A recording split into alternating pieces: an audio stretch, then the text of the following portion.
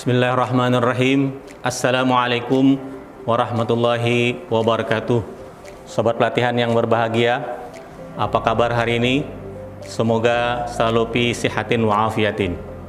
Hari ini kita akan membahas bersama-sama materi tentang pendidikan anak dan pembinaan keluarga dalam perkawinan. Materi ini sangat penting bagi kita sebagai orang tua. Anak adalah cermin orang tua. Anak adalah fotokopi orang tuanya. Keberhasilan kita menjaga, merawat, dan mendidik anak-anak sebagai indikator keberhasilan kita dalam membina keluarga. Anak adalah anugerah sekaligus amanah Allah Subhanahu wa Ta'ala kepada orang tuanya. Sudah sepantasnya orang tua melaksanakan amanah tersebut dan didiklah anak sesuai dengan zamannya. Semoga dengan demikian anak kita bisa menjadi generasi yang bastatan fil ilmi wal jism. Sobat pelatihan yang berbahagia, ada 3 hal penting yang berhubungan dengan materi kita hari ini. Yang pertama, membangun nilai-nilai dan etika dalam pendidikan anak. Yang kedua, pembagian tugas dan tanggung jawab dalam pendidikan anak. Dan yang terakhir atau yang ketiga, mengembangkan keterampilan parenting yang efektif. Sobat pelatihan yang berbahagia, mari kita bahas satu persatu materi tersebut. Yang pertama, bagaimana membangun nilai-nilai etika dalam mendidik anak. Setidaknya ada 5 hal yang saling terkait dalam membangunnya. Pertama, jadikan diri Anda sebagai teladan. Orang tua harus menjadi teladan yang baik bagi keluarganya. Yang kedua, berikan pemahaman agama kepada anak-anak. Dengan memberikan pemahaman agama, maka anak akan tahu perbuatan mana yang sesuai dan yang tidak sesuai menurut kacamata agama. Yang ketiga, tingkatkan kepercayaan diri anak.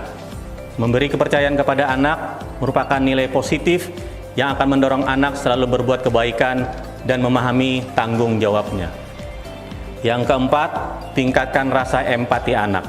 Pintar saja tidak cukup. Anak juga harus diasah rasa empatinya kepada orang lain. Yang kelima, memberikan respon kepada anak ketika dapat menyelesaikan masalah. Tidak hanya orang dewasa yang punya masalah, anak-anak pun memiliki masalah. Orang tua harus memberikan respon apabila anak dapat keluar dari masalah yang dihadapinya. Al-Quran sudah memberikan gambaran tentang model anak. Ada 4 model anak dalam perspektif Al-Quran.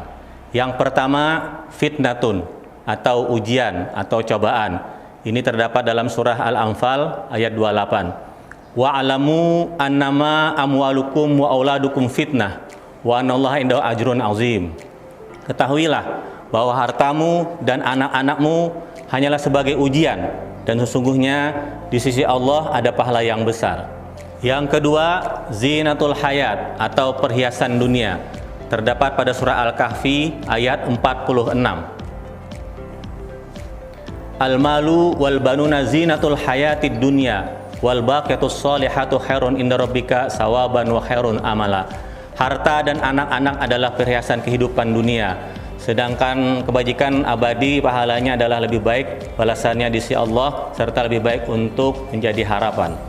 Yang ketiga, qurrata ayun, yaitu penyejuk jiwa.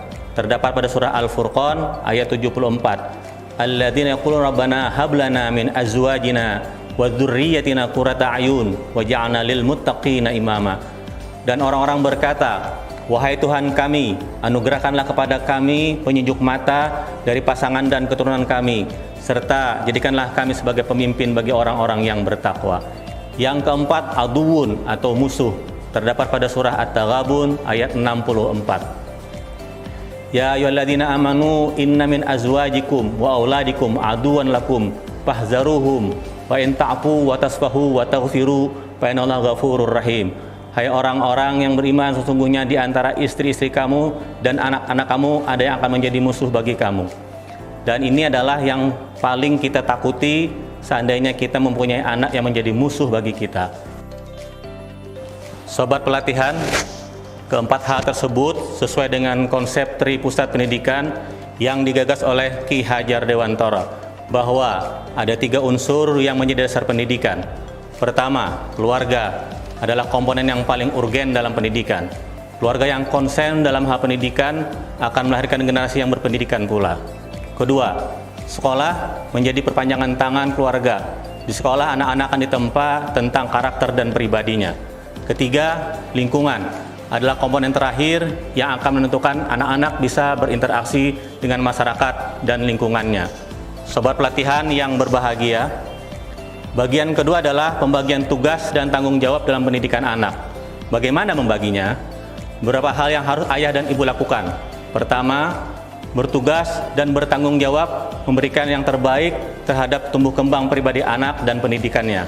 Kedua, mengenali anak sejak dini, dan ini menjadi sesuatu yang sangat penting dalam proses mendidiknya. Dekat dengan anak merupakan syarat mutlak agar mereka bisa terbuka dalam segala hal.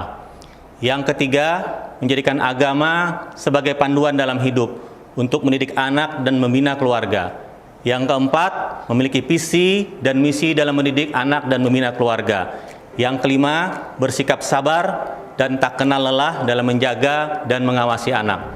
Yang keenam, mengarahkan anak untuk melakukan hal yang positif dan bermanfaat. Dan yang ketujuh, adanya peran yang seimbang antara ayah dan ibu. Jika tidak, maka akan terjadi disharmoni dalam membina keluarga. Sobat pelatihan yang berbahagia, bagian yang terakhir adalah mengembangkan keterampilan parenting yang efektif. Bagaimana mengembangkan keterampilan parenting yang efektif? Parenting sangat penting. Dia bisa berhubungan dengan pengetahuan, pendidikan, gizi, kesehatan, pola pengasuhan, dan perlindungan. Tujuan parenting adalah pertama, meningkatkan kesadaran orang tua bahwa mengasuh anak perlu pengetahuan, tidak boleh sembarangan. Yang kedua, meningkatkan pengetahuan dan keterampilan orang tua dalam hal pengasuhan.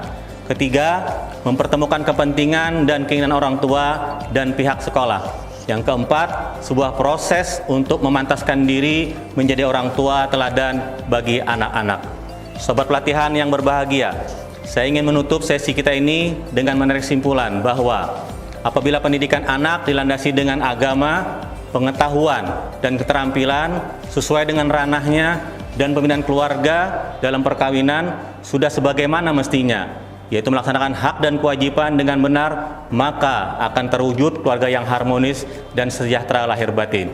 Ingat, harta yang paling berharga adalah keluarga. Terima kasih. Wassalamualaikum warahmatullahi wabarakatuh.